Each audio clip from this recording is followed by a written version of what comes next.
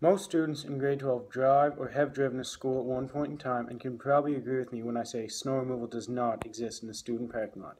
It is only early in the year and the student parking lot is already horrendous.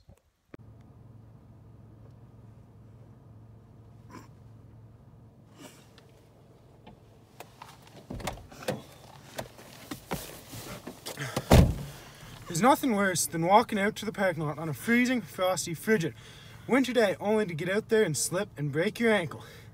Who doesn't love laying on the ice in -30 with a broken ankle? That'd make for an interesting lawsuit. Or what about pulling into the parking lot only to arrive to slide into someone else's car? Wonder who will be paying for that one. One thing that really grinds my gears is when you compare the teacher parking lot to the student parking lot. The teacher's parking lot looks just the way it does in the middle of the summer when it's +30 and not a drop of water to be seen. It's so clean you could eat off her. Then you walk over to the student parking lot and it looks like it just got hit with the worst snowstorm in history. My absolute favorite part of winter is hearing everybody complain how as soon as the snow falls, the student parking lot turns into a racetrack with students ripping drifts left, right, and center. I suggest clearing the parking lot if you don't want the kids drifting.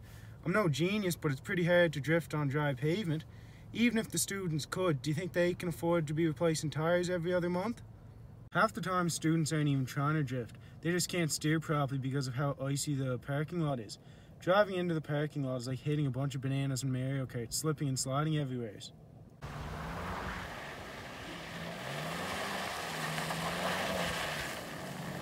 To make matters worse, the school receives money to remove the snow out of the student parking lot, but they choose to use it to paint benches to cover former students' names. Guess safety's not the main priority anymore. Let's not forget about those speed bumps in the student parking lot. You'd be better off hitting a moose than going over one of those bad boys. But really, suspension in your car is only a suggestion anyways.